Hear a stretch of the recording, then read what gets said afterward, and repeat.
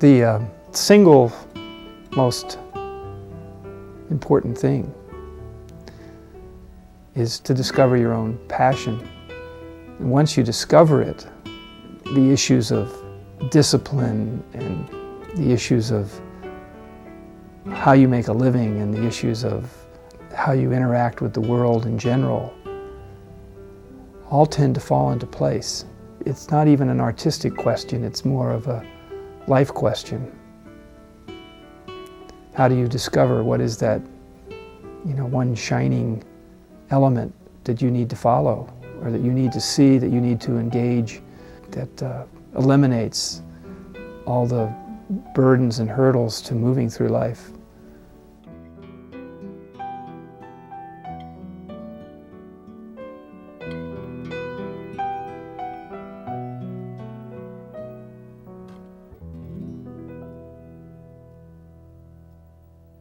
My salvation, I think, has been the discovery of artists' books, because my own interests lie in literary and historical subject matter, and I've learned that I can draw upon those themes which I have relished as a source of creating visual images that interplay with the historic and literary themes.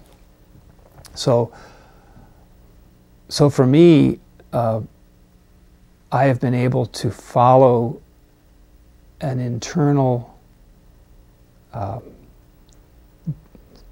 signal or gyroscopic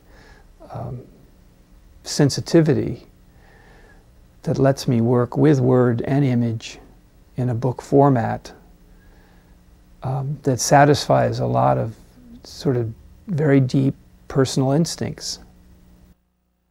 I'd say that what Chuck does is he does fine art limited edition books. And primarily, that's not primarily, that's one of the areas that he's very strong in. And in these books, he has his own artwork. He has an incredible sense of design and being able to come up with very original ideas for putting what could be an ordinary book and moving it into the extraordinary. Well, I'm privileged to be living in the late 20th century as an artist, because it's a time when there are no longer rules about what an artist does. He's not interested in doing what's been done before. He's interested in pushing the edges and finding the new. I had a pretty remarkable art teacher in college, and his name was Richard Redd. His name is Richard Redd. He taught painting at a small engineering college in Pennsylvania. And after graduating from college, I went to law school and came back after the first year of law school and visited with him and sat down, and he said, how are things going? I explained they were going pretty well. He says, well, I want to tell you that I didn't encourage you with your ideas about painting and going on with a career in art because it's such a difficult life, but I want you to know, he said, you're really a great artist. I added courses in fine arts in law school, and kept painting while I was a young lawyer in San Francisco. But after practicing law for several years and then being in business for several years, I told my partners in the business that I wanted to go back and get my degree in fine arts. I had a planned sabbatical of 6 months from the business. I had worked so strenuously to put everything in order so that I could be gone for 6 months that I probably exhausted some system of my body, and as a consequence got a blood infection, heart infection, a brain abscess, had seizures and a damaged heart which took up most of the 6 months that I had set aside to be on sabbatical, was now used for brain surgery and rehabilitation. I think, though, that was a defining experience. It was a gift, because I don't think without it that I could have really grasped the possibilities of pursuing my interest in art full time. Although it could have been that 6 months without an illness would have led me to the same place. But when you're challenged by death, it puts things in perspective. Well, I think the person that really influenced Chuck when he made that major decision to do art full time was a very dear friend of ours named Joseph Goldine. And Joseph is a wonderful artist and a dear friend.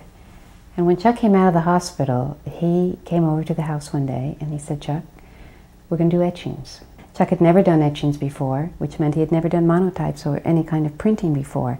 So this opened up that whole area for him. Before that, he had done watercolors and he had done oils. He had also done sculpture, ceramic sculpture.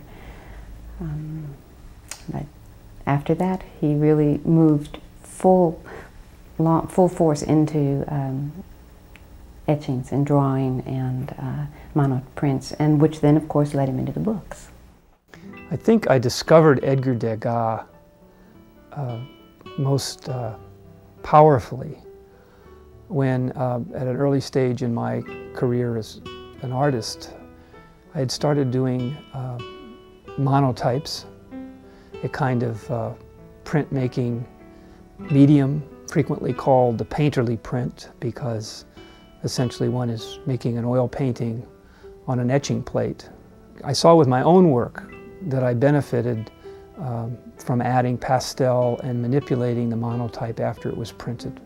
This was a discovery I made on my own, I thought, which I did make on my own. However, with the enthusiasm of someone who thinks they've discovered the cure for cancer, I explained to my good friend Joseph Goldine, a very fine artist here in San Francisco, that I'd come upon this dramatically interesting technique of putting pastels over monotypes, and he said, "Oh, well, you should perhaps look at the work of Edgar Degas." And I found then an enormous number of pieces that Degas had done which were pastel over monotype. So my study of Degas commenced with this connection to the way I was working, and because of it, I felt as if he was really alive teaching me. And so I had this marvelous experience with a dead French artist. I'd been invited to do a series of work at a Limestone Press, a publisher in San Francisco, where I worked for several weeks doing monotypes based on the theme of the relationship between Louise Collet and Gustave Flaubert. While Flaubert was writing Madame Bovary, he was working 16 hours a day frequently over the course of 6 years. Nonetheless, at the end of each day, he would routinely sit down and write a letter to Louise, sometimes two. The beginning of my interest in relationships probably began with the fascination I found in that particular correspondence. That particular project turned out to be a limited edition of 18 books. Each contained 5 monotypes set against the exchange of letters between Louise and Gustave. The process, too, that I worked with in doing that particular book has become a standard method in my working, because a monotype is a one-of-a-kind image. To say you've done an edition of 18 is really misleading. What you've done is 18 books, each one of which has 5 original paintings in it. The other process that was similar to that was working with Degas' model where I had a model pose in the positions that Degas had set his own models in the 1870s and 80s. And I did rework those considerably from version to version, and wound up naming them the Silver series. The model's name was Silver. And this repetitive process of using one image and then a very similar image and yet a third similar image as your base monotype with adding the pastel on top gave me a great deal of insight into how to make the final image meet my needs and desires for completing a work. This method of having 2 or 3 versions of the same image makes no one of them so important that you can't risk it. And by risking it all the time, you then gain new insights into how it might become better. Or occasionally, you do ruin one, but you've learned enough lessons in that process to apply it to the others. One of the projects that I'm fond of for reasons that may not be obvious is a project called Leonardo Knows Baseball. And the thing that I like most about it is not how the images look themselves, which I like, but the fact that I could see that Leonardo da Vinci observed the human figure around the year 1500 in such a way and with such acuity that his statements about how you draw the human figure in motion apply so aptly to baseball figures in motion in the late 20th century that's as if Leonardo was alive and drawing his conclusions today. It also makes baseball seem timeless in a way that's appealing to me as a connection to the human spirit. And so the real magic of the book, I think, is not either Leonardo's drawing lessons alone, nor baseball figures in motion alone, but the connection between the two that joins, a human activity over the span of nearly 500 years. I'll tell you the piece that I love the very best that he's done is a book called Sleep. And that's a book in a box, and the box is black. And out of the box comes a beautiful Margaret Atwood poem. You can hold it in your hand. You can open it up and see the beautiful piece of art, but you can also read the poem. It works on so many levels. But most of all, it's that holding that box, and you know there's something really precious inside. And there's something really magical about that. The other book-like project is a book called Degas Dancing, which is 5 portrait monotypes of Degas as he aged, with letters of others and his own writing and recollections of others about Degas and his life. I think I'd be actually terrified if I was going to have dinner with Edgar Degas. I think he's such an enormous person in my life where the communication has not had to be at a purely human level, that I perhaps created him in a way different than he is. And I'm afraid I might lose some of the quality of my relationship with Degas if he showed up and asserted himself fully. He's been kind enough to not show up and assert himself fully. He's asserted himself, but it's been some kind of negotiation that I'm not particularly fully part to that's let him enter my life the way he has. Degas became a curmudgeon in his old days. If he were looking at my work today, I'm sure he would have something acerbic to say. Part of it is due to the fact that I'm far more a romantic than Degas was. But I think somewhere down there in that heart of his, he would find part of himself alive. I think that's a pretty remarkable thing. The Napoleon series started as a project to get at the heart of what was in a book called The Passion, written by Jeanette Winterson, an English novelist. And The Passion is a book that features two characters set in Napoleonic times. One is a young man who becomes Napoleon's waiter. The other is a young woman who's born to fishermen parents in Venice and grows up to be a very beautiful young woman who cross-dresses and deals cards at the Lido. So spurred by this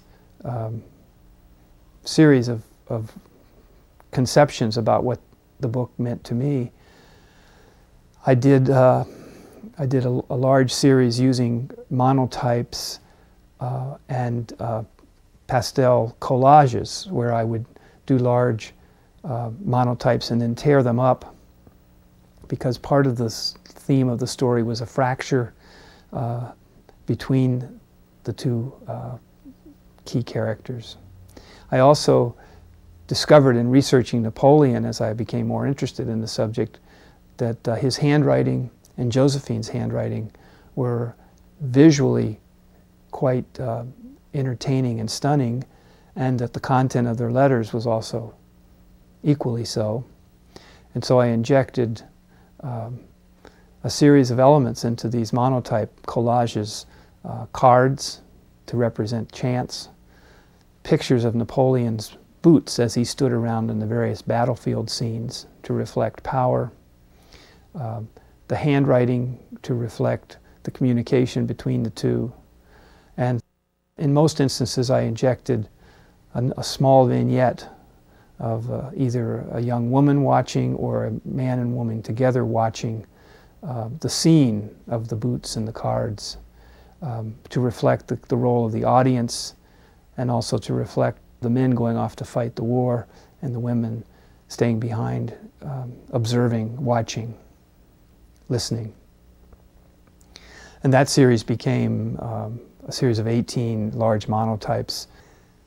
The couples really began, I think, with the recognition about Mary Cassatt and Edgar Degas, that their relationship had been so important to each other. And I stumbled upon the fact that they had never been married. They had never married each other, they had never married anyone else.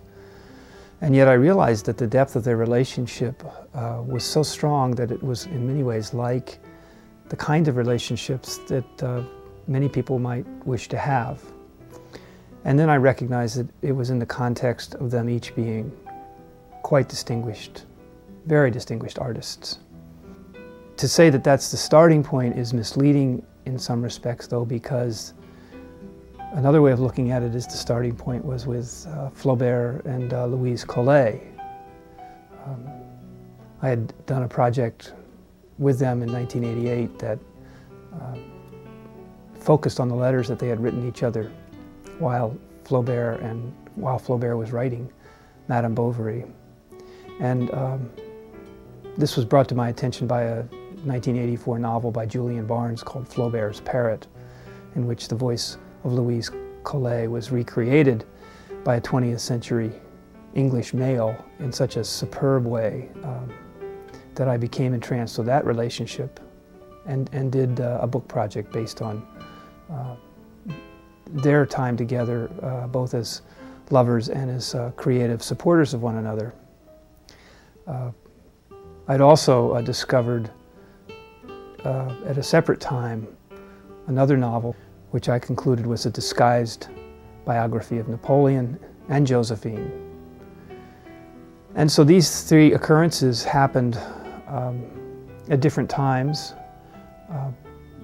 but gradually they coalesced, and when I saw Degas and Cassatt in the relationship and noticed how important that relationship was to each of them. I added 1 + 1 + 1 and got 6, and began making portraits based on those couples.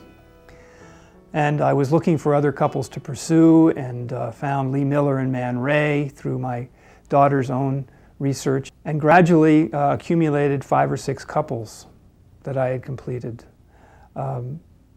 It was then that it struck me that they had all met in Paris.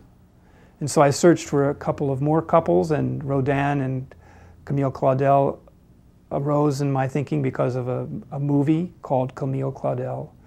And Henry Miller and Anais Nin came to me. Then Madame Curie and Pierre Curie. The important criteria for me was that I had to be able to find what looked like their face represented somewhere. I had to find a photograph or a portrait if it was early enough. I also had to find an example of their handwriting.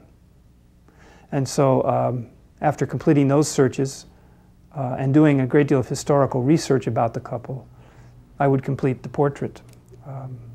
And that is how this particular series came together. Chuck has the unique ability to work from both hemispheres of his brain, to be able to be in that totally creative space, but also use his very strong intellect and to do all the research. And each piece is critical for him.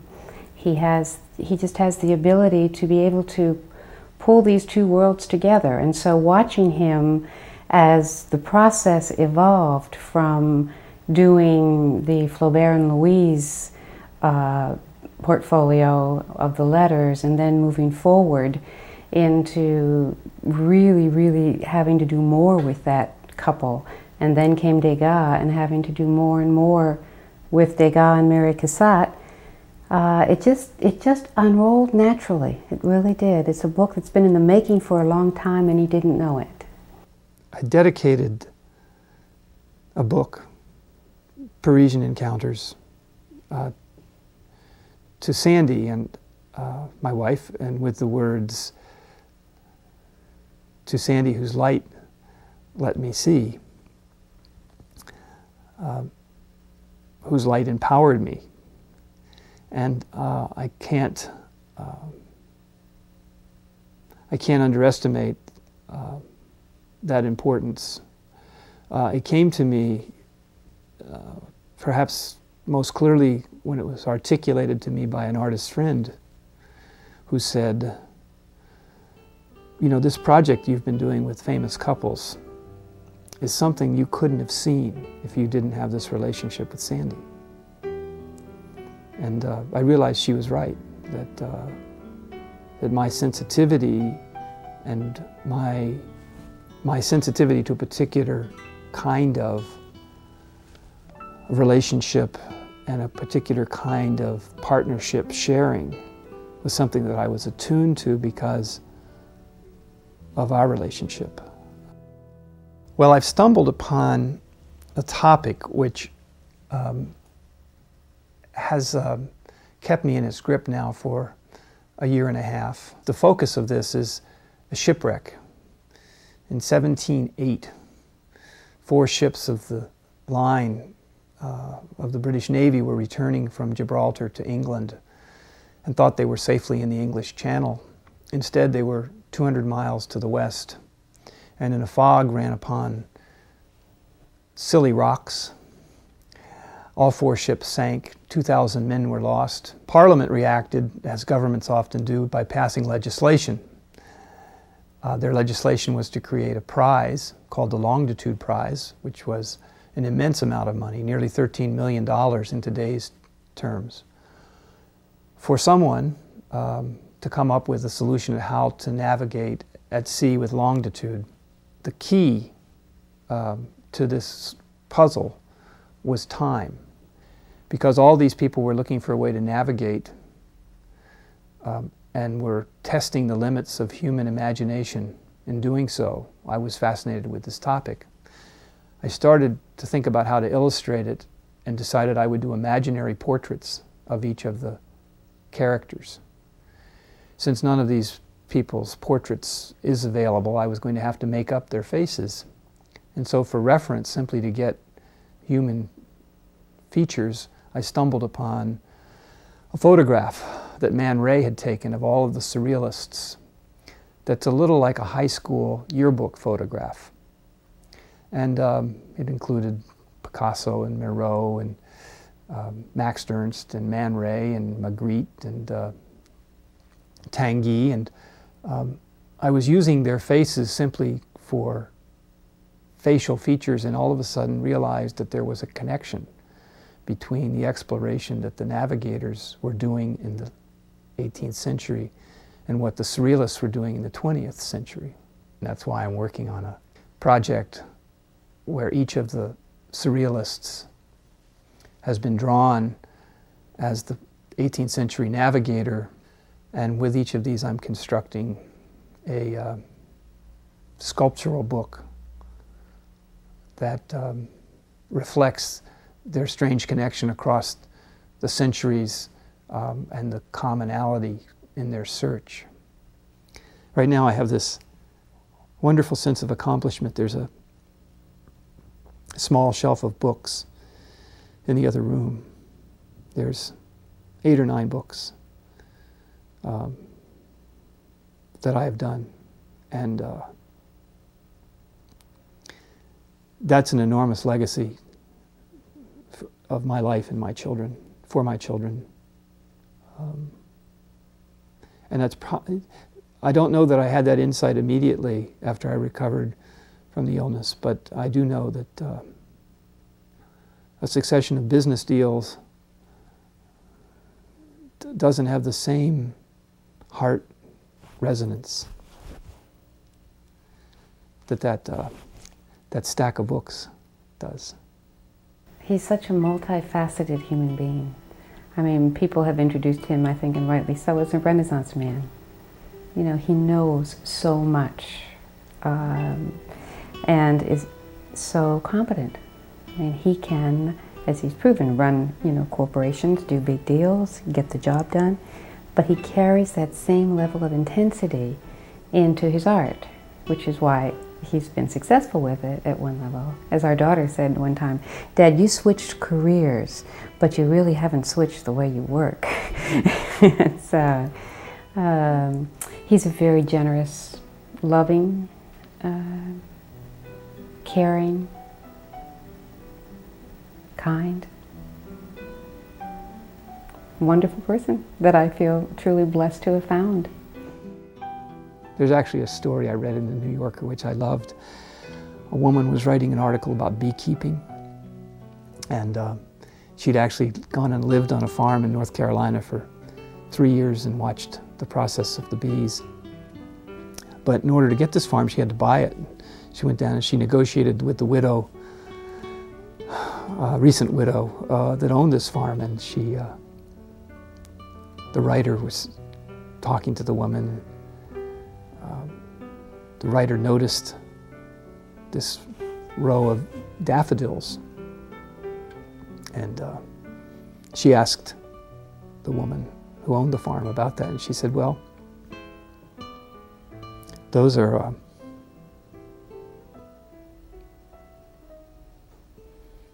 those were all planted by my husband." And the writer thought that having one's life defined by a long row of yellow daffodils was a pretty astonishing thing.